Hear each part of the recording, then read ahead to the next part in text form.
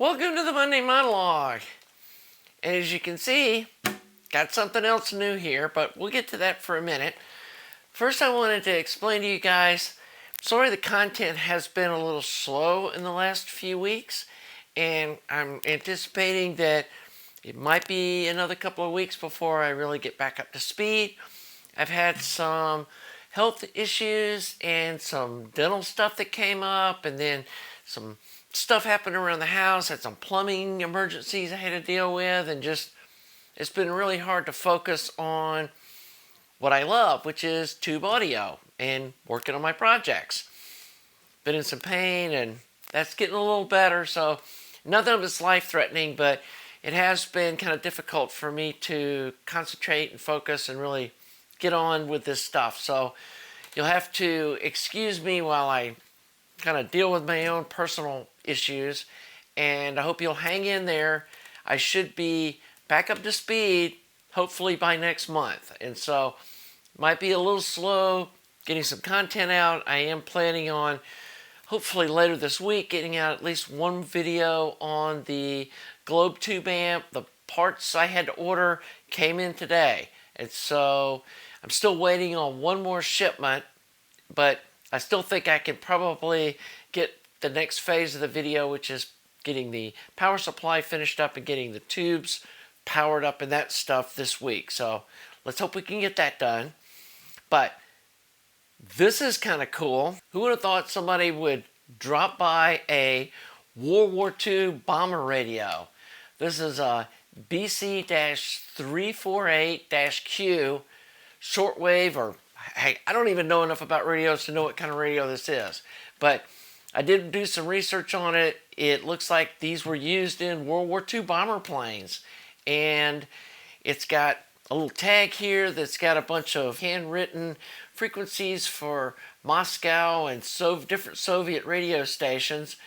So I don't really know the history completely of this thing, whether this was potentially used in the Cold War in Eastern Europe by some U.S. folks, or I know it came through from a guy that was in the military working for the U.S. during that time period, and he gave it to a friend of mine that was a Army friend of his, and then this lady that I know was cleaning up their house, and she's like, we got to get rid of this thing, and so she called me up. So I guess, some people are known as the cat lady. I guess I'm the radio lady. And so people have been bringing me by their tube radios and stuff. And I'm not sure exactly what I'm going to do with this thing.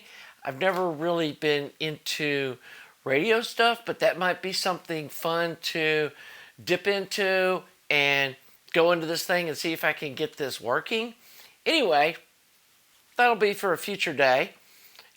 Not something I don't think the channel's going to get focused on, shortwave or ham radios and that kind of thing. That's not really my thing, but it might be fun to try to get this old World War II vintage thing working again. So that might be a fun project for later this year. And I do find it interesting that people are now just bringing by their tube gear that they find in their houses. And it's kind of fun to be, the person that's being given the responsibility of holding this stuff or saving it for future generations or whatever it is I'm doing. So anyway, I just thought this was super cool, and I love the way it looks. Obviously, it's very military looking because, hey, guess what? It was from the military. So anyway, not going to get off on too much this week. Don't have any real rants to go off on, so we're going to probably save that for another episode. I do want to have a minute for our music selection of the week. Lee Ritenour, I don't know if you've ever heard any of his stuff. There is a really great collection of LPs that were done in limited edition, and I believe one of these was never released on vinyl that they've remastered. Got, see, 5 different LPs. It's supposed to be some of his best stuff. I really love his music, and he's been a very, very prolific recording artist. It's kind of interesting having this collection, and you can see how his style changed over the years. So it's kind of a cool thing. Wasn't crazy expensive. I think this was on Amazon for $110, $115, something like that. If it's still on sale, I'll put it in the link in the description. Pick up a copy. Never heard his music before. Again, you can easily find his stuff online to get kind of a taste of it. These are really well done LPs, and they really sound great. So, anyway, I just wanted to kind of give y'all an update on the things that are going on, at least in my life. Again, I don't want to get into too much detail, but I am doing okay. None of this stuff was life-threatening, but, I don't know how many of y'all have ever been in chronic pain or, in pain for a very long period of time, but it's definitely no fun to deal with. And so I am feeling better. Hopefully this is going to get resolved soon, and we can get back to having fun with tube audio. One little topic that I did want to touch on this week is the lack of availability of output transformers and who's going to start making them in the future. One of the problems we're running into is for decades, a lot of the output transformer companies have been a real mom and pop kind of a deal. And a lot of these folks like Transcender and I can't think of them right off the top of my head, but there's several other, really small quality output transformer manufacturers. They're just retiring and they're not moving forward. And there's not many people that are willing to step into that role because it is a pretty niche market that nobody's going to get rich off making these things. But it's sad to see that these places that we were used to get our stuff from, I think One Electron was another one that's got really limited production now. And when these people retire and nobody takes over their place, it's going to be really difficult to get quality output transformers or even power transformers, and we end up with just one or two companies like Hammond and Edcore left. And I'm hoping that there's going to be some new upstarts, and I've seen a couple.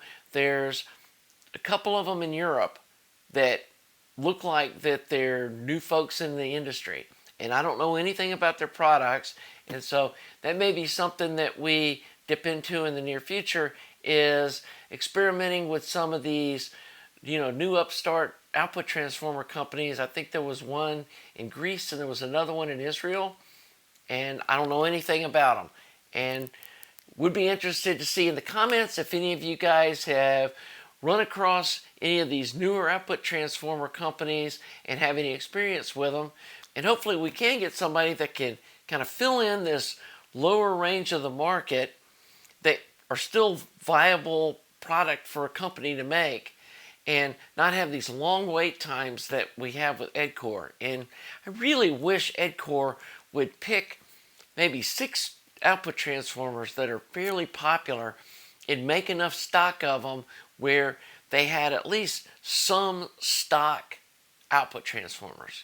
Like pick 3 or 4 of the popular push-pulls and 3 or 4 of the most popular single-ended, and just make a batch of them to have in stock. Or that somebody like Mauser that is stocking these Hammond transformers would make an order and have some of Edcore's popular ones in stock, where we didn't have to wait 8 to 12 weeks from an order to get a new one. And I don't know if that's ever going to change. This is such a small market, but it does seem odd that Mauser and DigiKey both stock Hammond transformers. They're not drop shipping them, but that they don't stock Edcores. Go figure. So anyway, thank you guys for being patient. Oh, and we hit 3,000 subs. Yay! Not that that really changes my status with YouTube or anything, but it is good to see the channel growing. And I appreciate all you new subscribers. And I appreciate all you folks that even make little small donations through my website. It really lets me know that y'all appreciate my content, and it motivates me to make more videos and not just say, nobody cares. So I appreciate all those donations, and I appreciate you folks that have been using my affiliate link to Amazon. I'll put it below too. And just grateful for all you folks out there that appreciate what I'm doing here and enjoy my content. So hopefully we're going to get more popular as time goes by. And again, thank you for being patient. I mean, I know people like seeing, regular content, but life happens, and sometimes this is going to happen where we just don't have content for a week or so. So anyway, hopefully by the middle of next month, all this will be resolved and we'll be back up to speed. So if you're enjoying my content, please subscribe to the channel. Please like the video, and we'll see you next week for the Monday Monologue.